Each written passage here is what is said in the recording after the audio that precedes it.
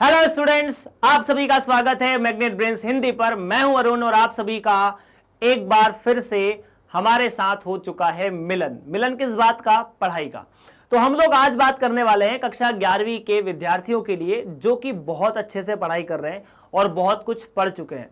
यह अध्याय जिसको हम त्रिविमीय ज्यामिति कहते हैं, यह कक्षा 12वीं के लिए भी बहुत जरूरी अध्याय है, लेकिन वहां कुछ चीजें बदलती है। लेकिन त्रिविमीय ज्यामिति का परिचय हमारे लिए काफी इंपॉर्टेंट हो जाता है, जो हम कक्षा 11वीं में कर लेते हैं। कक्षा 12वीं में हम त्रिविमीय ज्यामिति में बहुत कुछ पढ़ने की कोशिश करेंगे, लेकिन उसके पहले मैं आपको बता देता हूं कि चाहे आप कक्षा 11वीं में पढ़ें या आप कक्षा 12वीं में पढ़ें, जो भी आप पढ़ेंगे वो आपको पूरी तरह से मैग्नेट ब्रेन्स मुफ्त पढ़ाता है। आपको कोई भी इसके लिए कोई पैसा देने की आवश्यकता नहीं है। चलिए शुरुआत करते हैं आज के इस अध्याय की, जहां पर हम बात करने वाले प्रश्नावली के बारे में। प्रश्नावली 12.2 कैसी है? तो शुरुआत करेंगे। इसमें दूरी सूत्र का प्रयोग बहुत ज्यादा होना है, मतलब यह प्रश्नावली दूरी सूत्र के बाद की प्रश्नावली है, जो कि काफी इंपॉर्टेंट है। चलिए शुरुआत करते हैं प्रश्नावली 12.2 के बारे में। निम्नलिखित बिंदु युग्मों के बीच की दूरी ज्ञात कीजिए। मतलब आपको इन जो बिंदु दिए हैं पहले पार्ट में, दूसरे पार्ट में, तीसरे पार्ट में और चौथे पार्ट में, इन बिंदुओं के बीच की दूरियां आपको निकालनी है। इन दोनों बिंदु के बीच की दूरी, बिंदु युग्म मतलब दो बिंदु, इन दोनों के बीच की दूरी, इन दोनों के बीच की और इन दोनों के बीच की। तो बिंदु युग्म की दूरी निकालने के लिए एक छोटा सा सूत्र है कि यदि हमारे पास P और Q नाम के दो बिंदु हैं, जैसे मान लीजिए P x1 y1 z1 है और Q x2 y2 z2 है, तो P से Q की दूरी जो है दैट इज PQ। इसे P से Q की दूरी कहा जाता है और ये निकाली कुछ ऐसे जाती है, सर x1 में से x2 घटा दो या x2 में से x1 घटा दो। मतलब जो पहले पहले लिखे हैं उनका अंतर, फिर बीच वालों के अंतर का वर्ग और फिर बाद वालों के अंतर का वर्ग। ये तीन चीजें आपको करनी होती है। तो वन बाय वन अपन सारी चीजों के बारे में बात करते हैं। पहला जो प्रश्न है उसमें आपको बिंदु दिया है, मान लीजिए P नाम का बिंदु है 3, 4 और 5, Q नाम का बिंदु है -3, 7 और 2, या -3, 7, 2 नहीं, 4, 3, 1। ये P है, ये Q है। अब इन दोनों बिंदुओं के बीच की दूरी निकालनी है। इन दोनों बिंदुओं के बीच की दूरी इस नियम से निकलेगी। तो नियम क्या है सर? PQ। वास्तव में यहां से दूरी निकालने का तरीका बड़ा सिंपल। कैसे? 4 में से घटाओ 3, तो 4 - 3 का वर्ग। 3 में से घटाओ 4, तो 3 - 4 का वर्ग, y2 - y1। 1 में से घटाओ 5, तो Z2 - Z1 का वर्ग। ठीक, तो यहां से PQ दूरी जो आनी चाहिए वो कुछ ऐसी होनी चाहिए। 3 या 4 - 3 मतलब 1, तो ये 1 का वर्ग। 3 - 4 -1, फिर भी ये 1 का वर्ग। और 1 - 5 -4, ये 4 का वर्ग। तो 4 का वर्ग 16, 16 और 2 18, आपका ये जवाब है। 18 को आप 3 या 3√2 भी लिख सकते हो, इसमें कोई चिंता की बात नहीं है। तो यह आ जाएगा 3√2, जो कि सही जवाब है आपके इस प्रश्न का। क्लियर है क्या? ओके, मतलब 3 बाहर निकल जाएगा 18 में से गुणनखंड करने के बाद। 18 को आप ऐसे लिखते हैं ना, 2 गुणा 3 गुणा 3, तो 3 बाहर निकल जाता है वर्गमूल करने पर, क्योंकि ये जोड़ा बन जाता है, युग्म बन जाता है। दूसरा प्रश्न क्या है? दूसरा प्रश्न है कि P नाम का बिंदु -3, 7, 2 है और Q नाम का बिंदु 4, 2, 4, -1 है। तो यदि मैं यहां से PQ दूरी निकालना चाहूं तो फिर वही सूत्र, वही फॉर्मूला, वही डिस्टेंस। कैसी? 2 - -3, तो 2 - -3 का मतलब है 2 + 3 पूरे का वर्ग। 4 - 7, तो ये मिलेगा 4 - 7 का वर्ग। ठीक है, और -1 - 2, तो -1 - 2 का वर्ग। ठीक है, तो PQ दूरी निकालने के लिए इस केस में 2 - 3 या 2 + 3 5 का वर्ग, प्लस 4 - 7 -3 का वर्ग भी 3 का वर्ग, और -1 -2 ये भी 3 का वर्ग, क्योंकि -3 का वर्ग तो 3 का वर्ग ही होता है। तो भाई साहब 25 + 9 + 9, तो 9 और 9 18, 18 और 25 43, तो √43 ये दूसरे प्रश्न का आंसर है। Done done. बात करते हैं तीसरे वाले भाग की तरफ। तीसरा वाला भाग क्या कहता है? तीसरा वाला भाग कहता है कि हमने 2 बिंदु लेके रखे, अगर ये क्लियर है तो अपन तीसरा वाला भाग यही लिख लेते हैं, है ना। पहला और दूसरे का जवाब ऐसा है। चलिए तीसरे के बारे में बात करते हैं। तीसरा जो प्रश्न आएगा वो कुछ ऐसा हो जाएगा, P और Q यहां से बदल दिए जाएंगे, आंसर आपका बदलेगा, यहां पर कुछ और बिंदु आ जाएंगे। चलिए तो अपन बात कर रहे हैं तीसरे सवाल की तरफ। तीसरे में आपको बिंदु -1, 3 और -4 दिया है, और Q में 1, -3 और 4 दिया है। P से Q की दूरी 1 में से -1 घटाया तो 1 -1 का वर्ग, ठीक है। उसके बाद -3 में से 3 घटाया तो -3 -3 का वर्ग, प्लस 4 में से -4 घटाया तो ये तो 4 + 4 हो जाएगा। तो भाई साहब P से Q की दूरी 1 और 1 2, तो 2 का वर्ग, ठीक है। उसके बाद 3 और 3 6, तो 6 का वर्ग, और उसके बाद 4 और 4 8, तो 8 का वर्ग। वर्गमूल निकालना है भी। 2 का वर्ग 4, 6 का वर्ग 36, 36 4 40, 2 + 36 + 64, तो 36 4 40, 40 64 100, तो 104। यहां से 2 बाहर निकालोगे, निकल जाएगा आसानी से, तो 2√26। हां जी बिल्कुल करेक्ट है। चौथा सवाल, यह आपके तीसरे प्रश्न का जवाब है। चौथे सवाल के बारे में बात की जाए, जो कि P और Q लेकर फिर से उन्हीं बिंदुओं के बारे में बात करा जिनके बारे में अपन डिस्कशन कर रहे थे। ओके, सो चौथे वाले पार्ट के बारे में बात करते हैं। चौथा पार्ट है 2 -1 3, 2 -1 3 और -2 1 3। वही फॉर्मूला, इसमें से इसे घटाओ, घटाया तो -2 - 2 का वर्ग, x2 - x1, y2 - y1, तो 1 -3, तो 1 + 3, 3 - 3, ये बहुत अच्छा रहा, 0 हो गया। हालांकि कोई बात नहीं होता तो भी अपन जोड़ लेते, ठीक है। PQ बराबर कितना? 2 - -2 -2 -2 -2 -4 का वर्ग, 4 का वर्ग, 1 + 3 4 का वर्ग, और भाई साहब 3 - 3 0, तो 4 का वर्ग 16, तो ये मिलेगा 32 का वर्गमूल। और 32 के अगर गुणनखंड करोगे तो ये कुछ ऐसा आएगा, 2 × 2 × 2 × 2 × 2, और ये कुल मिलके मिलेगा 4√2। That is the final answer. Done. इस तरह से इसका जवाब भी फिनिश हो जाता है। तो प्रश्न नंबर 1 में दूरी निकालनी थी, छोटा सा फॉर्मूला, इसी को अप्लाई करो, फॉर्मूला लगाओ, आंसर पाओ टाइप चीज है। दूरी निकालना अगले के बारे में बात करते हैं कि दर्शाइए कि यह बिंदु संरेख है। यदि यह बिंदु संरेख है तो हमने संरेखता का कॉन्सेप्ट पढ़ा है कि यदि 3 बिंदु संरेख है तो किन्हीं भी 2 बिंदुओं के बीच की दूरी, फिर बाकी के 2 बिंदुओं के बीच की दूरी, अगले बाकी 2 बिंदुओं के बीच की दूरी के योग के बराबर होना चाहिए। यही डिस्कशन था। मतलब यदि, ठीक है, अपन ने यह डिस्कशन किया था कि यदि, कॉन्सेप्ट यह है कि यदि ए, बी और सी संरेख है, और संरेख कुछ इस तरह से है कि ए, बी और सी, ए और सी के मध्य में बी है, भले वो कहीं भी है, यहां पर है।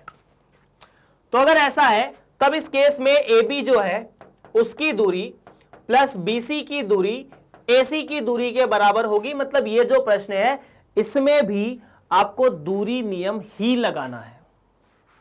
क्लियर है? मतलब इस पूरी प्रश्नावली में दूरी नियम ही है यार, ठीक है। तो यदि मतलब 2 बिंदुओं के बीच की दूरी का सूत्र क्या होता है सर? मान लेते हैं ए बी की दूरी निकालने के लिए हमारे पास फॉर्मूला क्या है? x2 - x1 का वर्ग प्लस y2 - y1 का वर्ग प्लस z2 - z1 का वर्ग। ऐसे ही है। आप यहां इन तीनों बिंदुओं को लिख लो जो आपको दिए, ठीक है, 1 बाय 1। मान लीजिए ए नाम का जो बिंदु है, ये सूत्र है ना, ए नाम का बिंदु है -2,3,5, बी नाम का जो बिंदु है वो 1,2,3 है, और सी नाम का बिंदु 7,0 -1 है। तो यदि मैं ए से बी की बीच की दूरी निकालने की कोशिश करता हूं, तो ए से बी की बीच की दूरी निकालनी मतलब इसे x2, x1, y2, y1, z2, z1, तो 1 - 2 मतलब 1 + 2 का वर्ग, 2 - 3 2 - 3 का वर्ग, और 3 - 5 तो 3 - 5 का वर्ग, इतना ही है। तो ये कितना मिलेगा यार, 1 + 2 का वर्ग मतलब 3 का वर्ग, 3 का वर्ग 9, 2 - 3 -1 -1 का वर्ग भी 1, 3 - 2 -3 - 5 -2 -2 का वर्ग 4, तो ये मिला √14। ए बी दूरी कितनी, √14।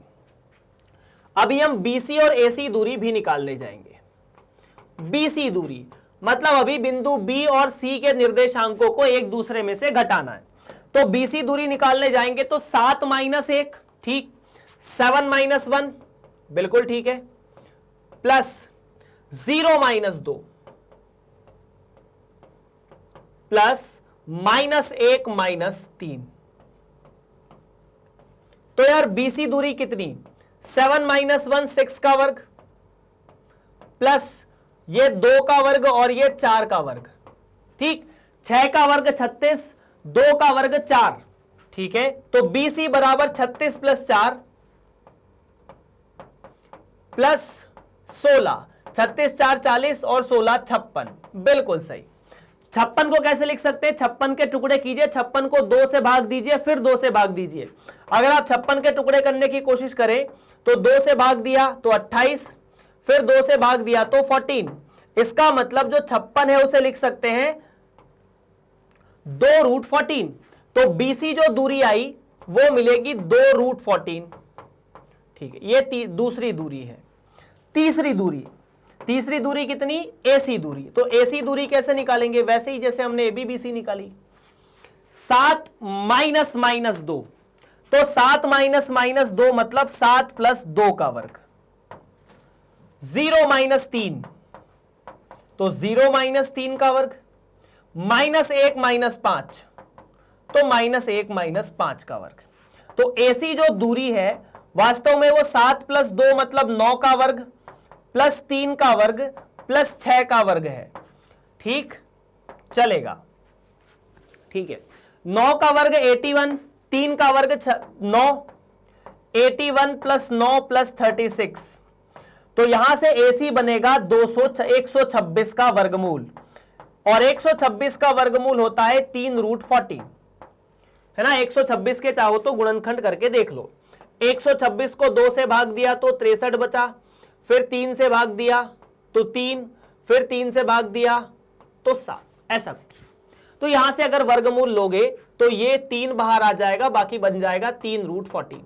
नाउ एक बात बताओ यार, AC 3√14 है, BC 2√14 है और AB √14 है, तो क्या मैं लिख सकता हूं इस केस में कि AC जो है वो BC और CB के बराबर है, मतलब CB नहीं AB के बराबर है। जो AC है वो BC + AB के बराबर है, क्योंकि AC जो है वो 3√14 है, 2√14 + √14 3√14। सो इन दिस केस AC बराबर BC + AB, तब मैं कह सकता हूं कि ये वाली कंडीशन सेटिस्फाई हो रही है, अतः ABC जो है वो संरेख है।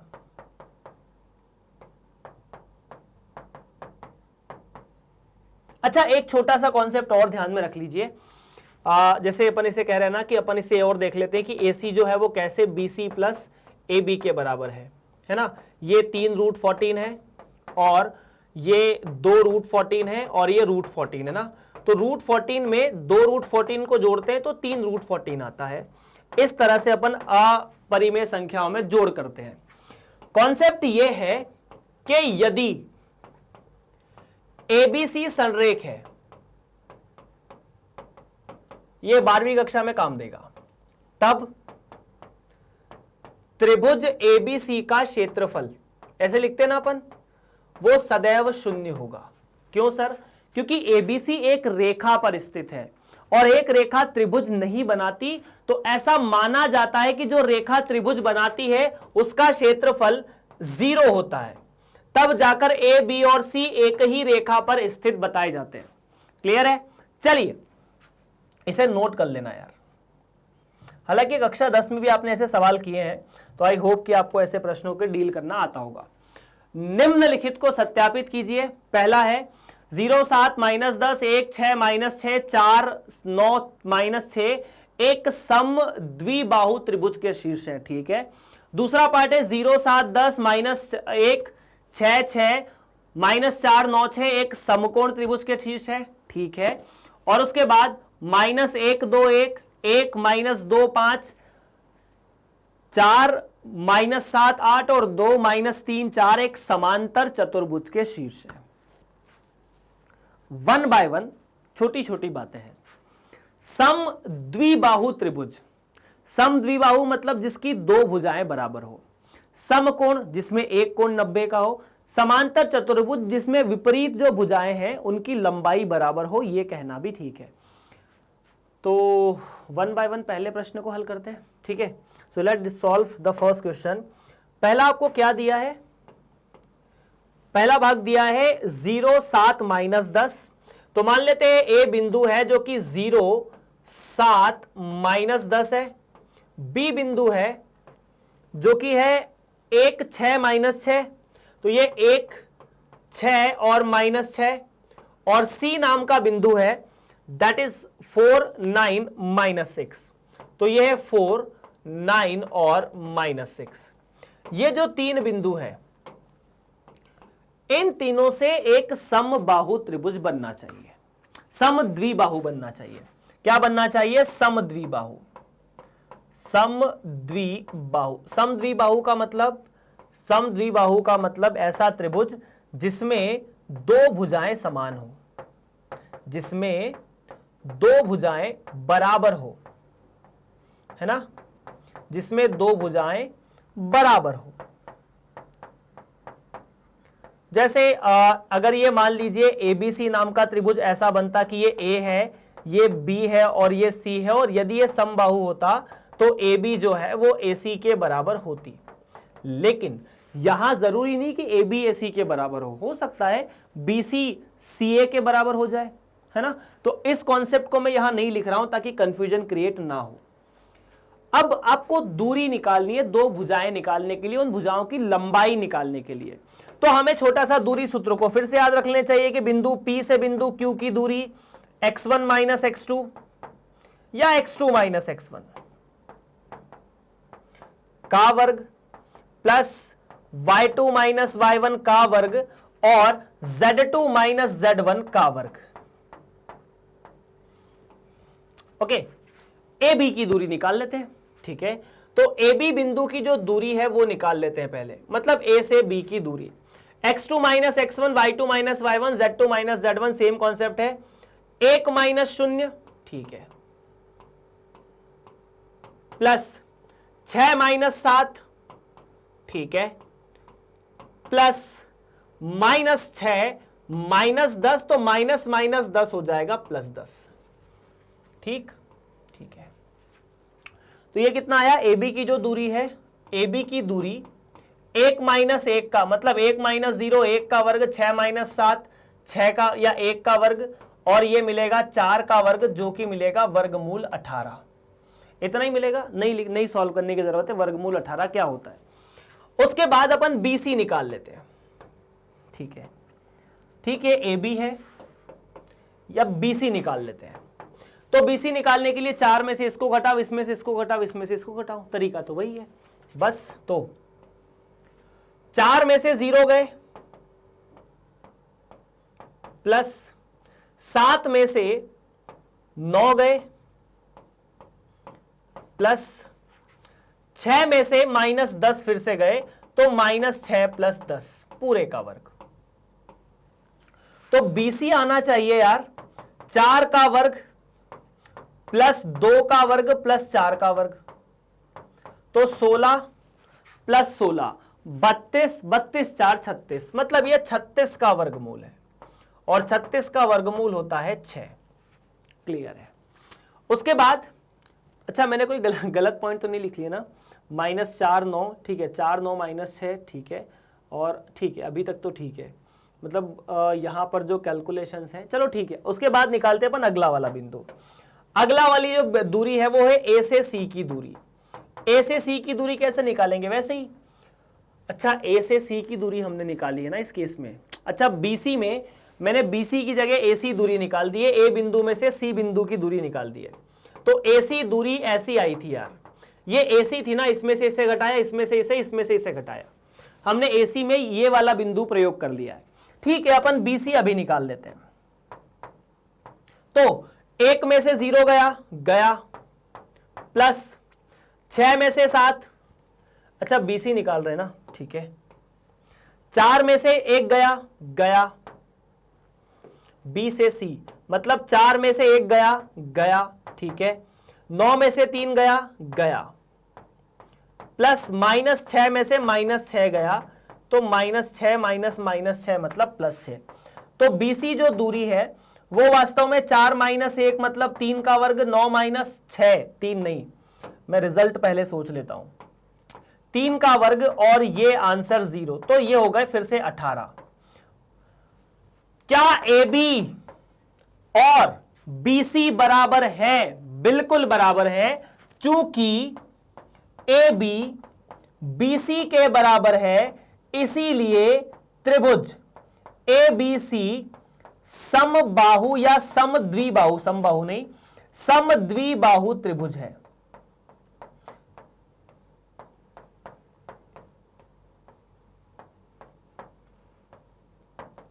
कौन सा त्रिभुज है? समद्विबाहु त्रिभुज है। आपसे यही सिद्ध करने का बोला था इस प्रश्न में, तो अपन ने यह सिद्ध कर दिया है। दूसरा देखो, यहां पर आपको समकोण त्रिभुज बताना है, कैलकुलेशन लगभग वैसे ही होने वाले हैं, बस 0 7 10। तो इसी सवाल को थोड़ा मॉडिफाई करके कर लेते हैं। आपके सामने वही बिंदु दिए हुए, ठीक है, अब बिंदु थोड़े से परिवर्तित हो जाएंगे, और बिंदु अगर परिवर्तित होंगे तो उनका कैलकुलेशन भी बदल जाएगा। ठीक है, अपन बात कर रहे हैं दूसरे प्रश्न की। ठीक, 0 7 10, तो 0 7 10। दूसरा -1 6 6, तो -1 6 और 6, और तीसरा बिंदु -4 9 6, तो -4 9 और 6। यहां पर आपको जो कुछ भी सिद्ध करना है, ठीक है, उसमें आपको त्रिभुज को समकोण त्रिभुज बनाना है। क्या बनाना है? समकोण त्रिभुज। अब आपको बनाना तो यहां पर समकोण त्रिभुज है, तो समकोण त्रिभुज की प्रॉपर्टी क्या होती है सर? यदि ABC समकोण त्रिभुज है, यदि ये समकोण त्रिभुज है, तो समकोण त्रिभुज में ये पाइथागोरस प्रमेय को संतुष्ट करना चाहिए। ठीक है, अगर हम दूरी नियम से बात कर रहे हैं तो पाइथागोरस प्रमेय को अगर इस त्रिभुज ने संतुष्ट कर लिया तो ये समकोण त्रिभुज है। तो हम यहां पर किसके बारे में सोचेंगे? पाइथागोरस प्रमेय के बारे में। अब पाइथागोरस प्रमेय को मैं लिख नहीं रहा हूं यहां पर, क्योंकि उसमें कंफ्यूजन हो जाएगा। अगर मैंने AB का वर्ग बराबर BC का वर्ग प्लस AC का वर्ग लिख दिया और वो नहीं आया, कुछ और आया, तो आप कंफ्यूज हो सकते हो। इसीलिए अपन पाइथागोरस प्रमेय के बारे में बात करेंगे। मतलब सीधी सीधी बात है, पहले तो अपन AB BC और CA निकालेंगे इसी फॉर्मूले की मदद से जैसा पहले निकाला था। तो अगर मैं AB की दूरी निकालता हूं तो क्या अब इसे अपन फटाफट निकाल सकते हैं? कुछ मत करो, याद, मतलब देखो, इस बिंदु में से ये घटाया, -1 - 0 -1 -1 का वर्ग 1 का वर्ग, -6 - 7 -1 -1 का वर्ग, फिर से 1 का वर्ग, 6 - 10 -4 -4 का वर्ग, फिर से 4 का वर्ग, तो ये फिर से हो गया √18। उसके बाद BC फॉर्मूला अपने पास यही है ना, x2 - x1, मतलब इनको घटाओ, -4 माइनस -1 -3 का वर्ग, -3 का वर्ग और 3 का वर्ग बराबर होता है 9 - 6, 9 - 6 3 का वर्ग, बिल्कुल, तो यहां पर भी 3 का वर्ग, और उसके बाद 6 - 6 तो 0, तो ये मिला 3 का वर्ग 9 और 3 का वर्ग 9, 9 दूनी 18। ठीक है, उसके बाद में ए से सी निकालने जाऊंगा। एसी कैसे निकालेंगे? -4 - 0 -4 का वर्ग, और -4 का वर्ग तो 4 के वर्ग के बराबर है। 9 - 7 2 का वर्ग, 6 - 10 4 का वर्ग, तो 4 का वर्ग 16, 16 दूना 32, 32 और 4 36। देखो अभी क्या देखो, यहां पर AC का जो वर्ग है वो AB का वर्ग प्लस BC का वर्ग के बराबर हो रहा है। ठीक है, AC का वर्ग 36 है क्योंकि AC 36 का वर्गमूल है, जिसे आप AB का वर्ग 18 + 18 लिख सकते हो। मतलब मैं यह कह सकता हूं कि AB, BC और CA या AC पाइथागोरस प्रमेय को संतुष्ट करते हैं। किसको संतुष्ट करते हैं भाई लोगों? पाइथागोरस प्रमेय को।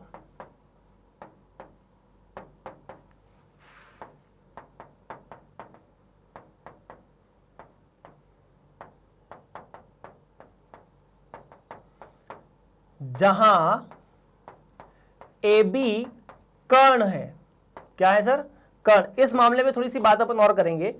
AB कर्ण है, ठीक है, या फिर ऐसे भी कह सकते हो कि C वाला कोण 90 डिग्री है। ठीक है, अतः त्रिभुज ABC समकोण त्रिभुज है। कौन सा? समकोण त्रिभुज है, त्रिभुज है। ओके, नाउ देख लो एक बार फिर से। अपन इस समकोण त्रिभुज वाले के बारे में फिर से बात कर लेते हैं। थोड़ी सी एक्स्ट्रा आवश्यकता है, मतलब ये सिद्ध तो हो चुका है, लेकिन थोड़ी सी एक्स्ट्रा बात यहां करने की जरूरत क्यों है कि यदि कोई त्रिभुज समकोण है तो समकोण त्रिभुज में बेसिकली जब त्रिकोणमिति पढ़ाई जाती है ना, तो समकोण त्रिभुज से ही शुरुआत की जाती है। बताइए क्यों? हम त्रिकोणमितीय समकोण त्रिभुज से ही क्यों करते हैं? हम न्यून कोण या अधिक कोण से क्यों नहीं पढ़ना शुरू कर देते? क्योंकि समकोण त्रिभुज के अंदर जो तीनों भुजाएं हैं, है ना, उन तीनों के आप अलग अलग नाम दे सकते हैं। अलग अलग नाम क्यों? अलग अलग नाम इसलिए कि अगर ये AB भुजा है ना, तो इसे तो आप कर्ण कहोगे। कर्ण क्यों कहोगे? क्योंकि ये 90 डिग्री के कोण के सामने है। अब बहुत सारे बच्चे अगर ये कर्ण है तो इसे आधार कह देंगे, है ना, और इसे लंब कह देंगे। लेकिन ये आधार और लंब ऐसे निर्धारित नहीं होते। कर्ण निर्धारित होता है 90 डिग्री के कोण के सामने। आधार और कर्ण A या B कोण के हिसाब से दिए जाते हैं।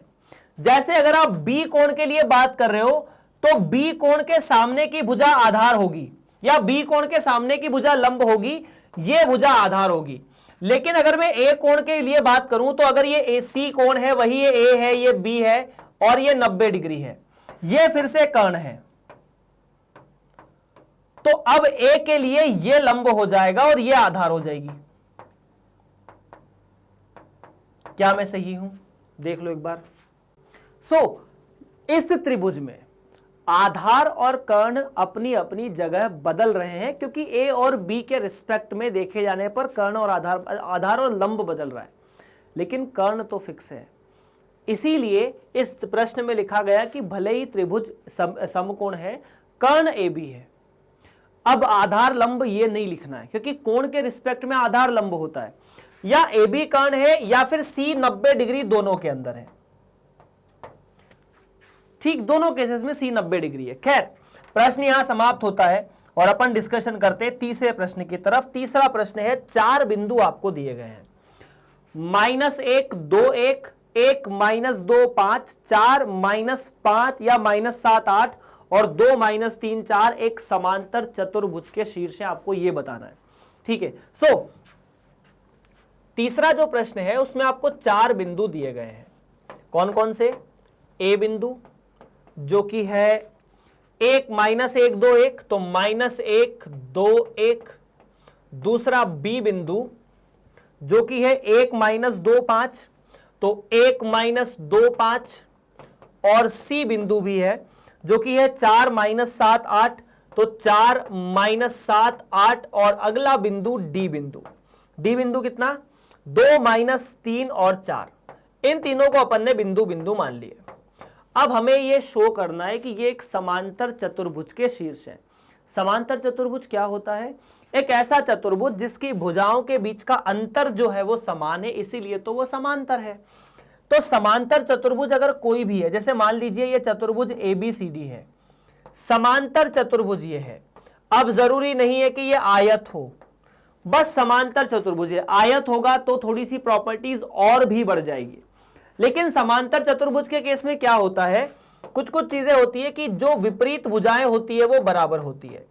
ये AB जो है वो CD के बराबर रहेगी, साथ ही साथ BC जो है वो AD के बराबर रहेगी। इतना ही सिद्ध करना सफिशिएंट है किसी भी चतुर्भुज को समांतर चतुर्भुज बताने के लिए। आप बस इतना बता दीजिए कि विपरीत भुजाएं बराबर है तो वो समांतर चतुर्भुज है। फिर आप बोलोगे सर ऐसा तो आयत में भी होता है। मैं कहूंगा बिल्कुल होता है, ये और ये बराबर, ये आपस में बराबर, तो फिर ये तो आयत भी हो सकता है। तो आयत समांतर चतुर्भुज का एक स्पेशल रूप है। जो चतुर्भुज आयत है वो समांतर चतुर्भुज भी है, पर जो समांतर चतुर्भुज है जरूरी नहीं है कि वो आयत है।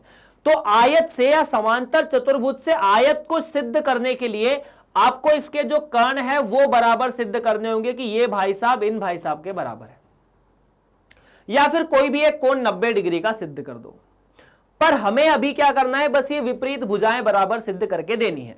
विपरीत भुजाएं किस तरह से? आपके सामने भुजा निकालने के लिए, भुजाओं की लंबाई निकालने के लिए 4 बिंदु है और इनके लिए आपके पास एक दूरी का सूत्र है। दूरी सूत्र क्या कहता है वो कि यदि P और Q नाम के 2 बिंदु हैं, इन दोनों के बीच की दूरी बहुत जरूरी जो निकालना हो जाती है x2 माइनस x1, मतलब x निर्देशांकों को घटा दीजिए, y निर्देशांकों को घटा दीजिए, वर्ग करते जाइए, और तीसरा z निर्देशांकों को घटा दीजिए, z2 माइनस z1 का वर्ग। तो 1 बाय 1 अपन सबसे पहले इसी फॉर्मूले की मदद से निकालने जा रहे हैं AB, A से B की दूरी। A से B की दूरी मतलब 1 से B का जो निर्देशांक है घटाते जाओ। 1 में से -1 गया तो 1 माइनस -1 2, यहां पर आपको मिलेगा 2 का वर्ग, प्लस -2 -2 -4 मतलब 4 का वर्ग, 5 -1 4 तो 4 का वर्ग। तो ये कितना मिला? 4 का वर्ग 16, 4 का वर्ग 16, 16 दूना 32, 32 4 36, तो ये मिला 36 का वर्गमूल, और 36 का वर्गमूल तो 6 होता है, स्क्वायर रूट। ठीक है, उसके बाद दूसरा बिंदु, सर AB निकाल लिया। अभी एक काम कीजिए, CD निकाल लेते हैं, क्योंकि हमें AB और CD को बराबर सिद्ध करना है। तो अब मैं यहां पर C से D की दूरी निकाल लूंगा। C से D की दूरी कैसे निकाली जाए? तो C से D की दूरी ऐसे निकाली जाए कि 4 में से 2 गए या 2 में से 4 गए। 2 में से 4 गए तो -2 का वर्ग 2 का वर्ग बराबर -3 -7 फिर -3 3 का वर्ग। ठीक है, 4 -8 फिर 4 का वर्ग। क्या हम सही है? एक बार इन बिंदुओं को फिर से नोट करो यार। 4 1 ठीक है, 4 -7 और 8 है, बिल्कुल सही है, और 2 -3 और 4 है, ये भी सही है। ये तो बराबर नहीं आ रहे, एक बार कैलकुलेट करके देखते हैं कितना आ रहा है। ठीक है, 2 का वर्ग 4, 4 का वर्ग 16, 16 4 20 और 3 का वर्ग 29। कितना? 29। ऐसा तो ये तो बराबर नहीं आ रहा। फिर अपन ने AB गलत निकाला, क्या वेरीफाई कर लेते हैं। -1 -2 तो ये 2 2 4 और ये 4, 4 का वर्ग, ये भी सही है। और C से D की दूरी निकालनी, ये 2 रुको -7 में से -3 गए या 7 में से 3 गए, 4 आते हैं ना, -4 या 3 नहीं आते, तो ये 4 का वर्ग है। तो 4 का वर्ग कहने का मतलब है 16, और ये 36 आया, 36 मतलब 6। तो AB और CD दोनों बराबर है। ठीक, मतलब 2 विपरीत भुजाएं बराबर हैं। और यदि 2 विपरीत भुजाएं बराबर हैं तो अगले के बारे में बात कर लेते हैं। ठीक है, अगला कौन सी? बाकी की दोनों भुजाएं, बाकी की 2 भुजाएं। अच्छा, सिर्फ इन दोनों के बराबर होने से आयत या जो चतुर्भुज है वो समांतर नहीं हो सकता। ऐसा चतुर्भुज देख लीजिए, ये दोनों बराबर है, इसका मतलब ये नहीं है कि ये चतुर्भुज समांतर है। ठीक, सो हमें बाकी की दोनों भुजाओं को भी बराबर सिद्ध करना है। बाकी की दोनों भुजाएं कौन सी? बी से सी की दूरी निकाल लीजिए। बी से सी की दूरी, इन दोनों के बीच की दूरी 4 - 1, 4 - 1 3 का वर्ग, ठीक है, -7 - 2 5 का वर्ग, 8 - 5 3 का वर्ग, है ना, 3 5 और 3, 3 का वर्ग 9, 3 का वर्ग 9, 25 का वर्ग, 5 का वर्ग 25, 18 और 25 43, √43। उसके बाद आखिरी बचता है ए से डी की दूरी, है ना, इन दोनों बिंदुओं के बीच की दूरी 2 - 1 3 का वर्ग, -3 - 2 -5, -5 का वर्ग मतलब 5 का वर्ग, 4 - 1 3 का वर्ग। तो भाई साहब ये तो बना 3 का वर्ग, 3 का वर्ग 9, 9 दूनी 18, 18 और 5 फिर 43। तो देख लो यार, बस तो ऐसा लिख दो कि चूंकि ए बी सी डी के बराबर है एवं बी सी ए डी के बराबर है, इसीलिए ए बी सी डी एक समांतर चतुर्भुज है। समांतर चतुर्भुज को अंग्रेजी में पैरेललोग्राम कहा जाता है।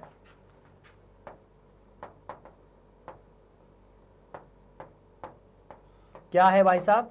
समांतर चतुर्भुज है। तो इस तरह से समांतर चतुर्भुज आपके सामने क्लियर हो जाता है। चलिए बात करते हैं अगला टॉपिक, मतलब अगला प्रश्न। इन तीनों प्रश्नों को आपने समाप्त कर दिया है। दो ऐसे बिंदुओं के समुच्चय का समीकरण ज्ञात कीजिए जो इन बिंदुओं से समदूरस्थ हैं। मतलब दो बिंदु दिए हैं, इन दोनों बिंदुओं से समदूरस्थ मतलब बराबर दूरी पर है। आपको ऐसे बिंदुओं का समीकरण निकालना है, समुच्चय निकालना है, मतलब उन सभी बिंदुओं को एक साथ, जितने भी अलग अलग बिंदु हो सकते हैं, एक रूप में लिख दिया जाए। समुच्चय लिखने का हमेशा मतलब यह नहीं है कि आप ऐसा करके लिखें। अगर एक समीकरण है तो वो भी उन सभी बिंदुओं का समीकरण है। जैसे मान लीजिए हमने लिखा x + y का वर्ग बराबर 5 का वर्ग, तो वास्तव में यह वृत्त का समीकरण है जिसका केंद्र 0,0 है ना, और त्रिज्या जो है वो 5 है। परंतु इसे हम ऐसे भी परिभाषित कर सकते हैं कि उन सभी बिंदुओं का समुच्चय, मतलब उन सभी बिंदुओं को एक साथ कलेक्ट करके लिख दिया जाए जिनकी मूल बिंदु से दूरी 5 है, तो यही समीकरण बनता है। तो आपको यहां पर समुच्चय का समीकरण लिखने का मतलब है कि उन सभी बिंदुओं को आपको एक साथ लेकर आना है। समदूरस्थ का मतलब है दूरी बराबर है। ठीक, तो मान लेते हैं आपको ए और बी नाम के दो बिंदु दिए हैं। माना कि ए नाम का एक बिंदु है जो कि है 1 2 और 3, ठीक है, और बी नाम का बिंदु है जो कि है 3 2 और -1, और एक पी नाम का बिंदु है x, y, z, जहां पर p से a की दूरी p से b की दूरी के बराबर है। ऐसा क्यों कह रहे हो आप सर? क्योंकि प्रश्न की दरकार यही है। देखो प्रश्नानुसार क्या कहा जा रहा, कहा तो यही जा रहा है यार कि समदूरस्थ है। समदूरस्थ मतलब ऐसे जितने भी बिंदु है ना, आपको ये समझ में भी आ जाएगा धीरे धीरे। देखो जैसे मान लो ये बिंदु A है और ये बिंदु B है, A और B। तो A और B यदि दो बिंदु आपके पास दिए हैं तो एक बिंदु P नाम का बिंदु यहां हो सकता है क्या, जहां से A से B की दूरी बराबर है? तो क्या सिर्फ एक ही बिंदु ऐसा होगा? नहीं, दूसरा बिंदु एक और यहां आ सकता है, एक और बिंदु यहां आ सकता है, यहां पर भी एक बिंदु आ सकता है, ये दूरी बराबर, ये दूरी बराबर। अगर इन सबको मिलाओगे तो एक रेखा बनेगी। मतलब यदि आपसे बोला जाए कि ऐसे सभी बिंदु जिनकी दूरी ए या दो बिंदुओं से समान है तो वो एक सरल रेखा पर स्थित होते हैं, और इस सरल रेखा को इन दोनों बिंदुओं के लिए एक स्पेशल नाम भी दिया जाता है। ये जो सरल रेखा है वो दोनों को बराबर दो टुकड़ों में तोड़ के निकलती, मतलब ए बी को दो टुकड़ों में तोड़ती है, साथ ही साथ इस ए बी रेखा के लंब होती है। तो इसे लंब समद्विभाजक कहा जाता है। क्या कहा जाता है? ये लंब भी है और समद्विभाजक भी है। परपेंडिकुलर बाइसेक्टर अंग्रेजी में कहा जाता है। तो खैर ये तो ज्ञान की बात है, लेकिन हमें इसको ऐसे सिद्ध करना है। ठीक है क्या? ठीक है, तो हमको दूरी नियम पता है, बिल्कुल पता है। दूरी नियम क्या होता था कि यदि P से Q की दूरी निकालनी है तो वो होता है x2 minus x1 plus y2 minus y1 plus z2 minus z1। ठीक है, ओके। चलिए, तो आपको बोला है कि P से A की दूरी P से B की दूरी के बराबर है। इसीलिए देखो, P से A की दूरी मतलब 1 2 3 से XYZ की दूरी, और 1 2 3 से XYZ की दूरी ऐसी होती है, x माइनस 1 की दूरी प्लस y माइनस 2 की दूरी और z माइनस 3 की दूरी बराबर P से B की दूरी कुछ इस तरह से। किस तरह से? x minus 3, y minus 2, z minus minus 1। तो x minus 3 plus y minus 2 और z माइनस माइनस 3 मतलब, या z माइनस माइनस 1 मतलब z प्लस 1 का वर्ग। ठीक है, अब आप दोनों साइड वर्ग कर सकते हैं, कर सकते हैं। हमने दोनों साइड वर्ग किया तो ये वर्गमूल का चिन्ह हटा, x माइनस 1 का वर्ग प्लस y माइनस 2 का वर्ग प्लस z माइनस 3 का वर्ग बराबर x माइनस 3 का वर्ग प्लस y माइनस 2 का वर्ग प्लस z प्लस 1 का वर्ग। अब यहां पर आप a प्लस b के वर्ग का सूत्र लगा सकते हैं। कैसे?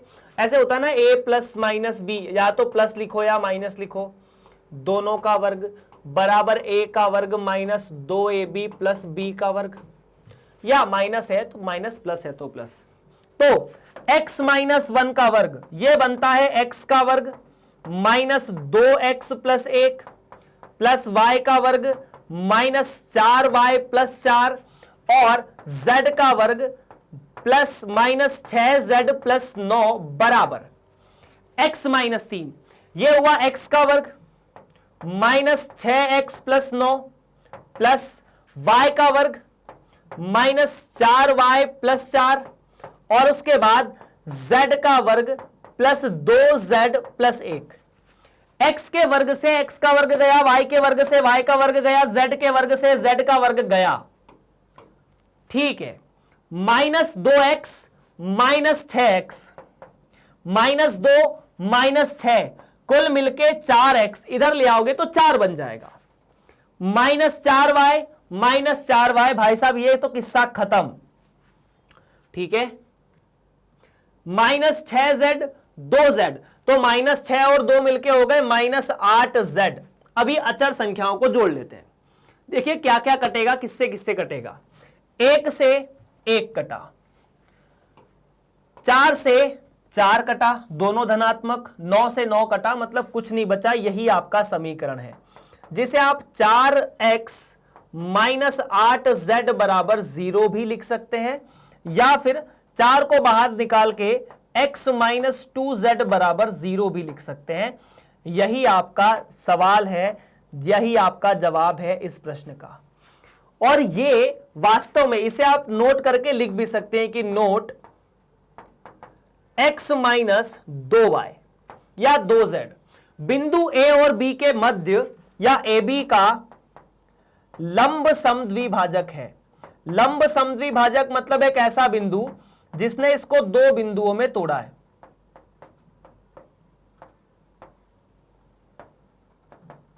ना, तभी दूरी बराबर आती। मतलब अगर आपसे कोई ऐसे बोले ना कि दो बिंदु है और ऐसे सारे बिंदु जहां से इन दोनों बिंदुओं की दूरी बराबर है, तो वो सदैव लंब समद्विभाजक होगा। तो यदि आपसे यहां पर ऐसा बोले कि a और b के लंब समद्विभाजक का समीकरण निकालिए, तो भी यही समीकरण है, x बराबर 2z। कुछ नहीं कहना, x बराबर 2z या x माइनस 2z बराबर 0, यह लंब समद्विभाजक का समीकरण है। ठीक, ऐसे ही निकाला जाता है इसे, हालांकि निकालना तो और भी तरीके हैं बहुत सारे। खैर, यहां पर कहानी होती है समाप्त। अगले प्रश्न की तरफ बढ़ते हैं। इस प्रश्नावली में और कितने प्रश्न बाकी है? प्रश्न नंबर 5, P बिंदु से बने समुच्चय का समीकरण ज्ञात कीजिए जिनकी इन दोनों बिंदुओं से दूरी का योगफल 10 है। बहुत अच्छी बात है। देखिए यहां पर आपको यह बोला है कि आपको P बिंदु का, ये A बिंदु है और ये B बिंदु है, A और B। A बिंदु और B बिंदु के निर्देशांक आपको थोड़े अजीब से दिए हैं, 4 -4 0 0, मतलब आपको दो बिंदु दे दिए गए हैं, ठीक है।